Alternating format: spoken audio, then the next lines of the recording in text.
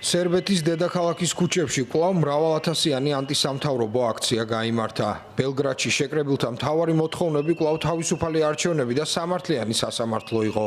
მომიტინგეები აპროტესტებდნენ მშვიდობიანი აქციების დარბევასა და მოქალაქეების მიმართ პოლიციის მხრიდან ძალის გადამეტებას.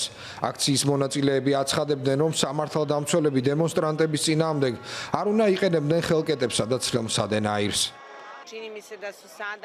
ჩემი აზრით ყველაფერი ნათელია.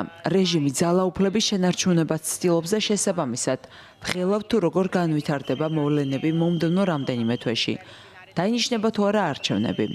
ვფიქრობ, რომ რაღაც მომენტში გარკვეული ცვლილებები იქნება, მაგრამ სანამ ეს მოხდება, რეჟიმი ყველაფერს გააკეთებს ძალაუფლების შესანარჩუნებლად.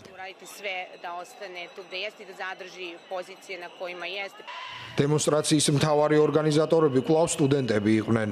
მათ საპროტესტო ბანერებზე ეწერა გზავნილები სტუდენტები სერბეთის გულია და გაიღვიძე სერბეთო. ვითარება მართლა ძალიან შემაშფოთებელია. შემაშფოთებელია არა მხოლოდ ძალადობა და პოლიციის სისასტიკე ნოვისადში, არამედ ისიც, რომ სახელმწიფო უსაფრთხოებისა და სამხედრო სისტემაში მოიყვანეს გარკვეული ადამიანები. ეს ყველაფერი მოქალაქეებში შიშს იწვევს.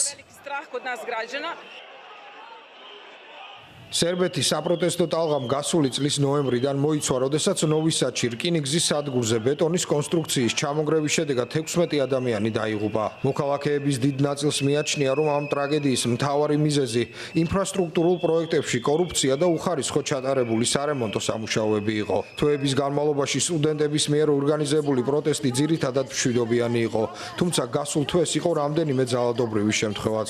სერბეთში ვითარება კი უფრო მეტად 5 სექტემბერს დაიძაბა. ქვეყნის პრეზიდენტი ალექსანდრ ვუჩიჩი კვლავ არ აპირებს ვადამდელი არჩევნების დანიშვნას. მან მომიტინგეები სერბეთის განადგურების მიზნით საზღვარგარეთიდან მიღებული ბრძანებების შესრულებაშიც დაადანაშაულა. ვუჩიჩი ამბობს, რომ აუცილებლად ჩაახშობს სტუდენტების მიერ ორგანიზებულ ეროვნულ მოძრაობას.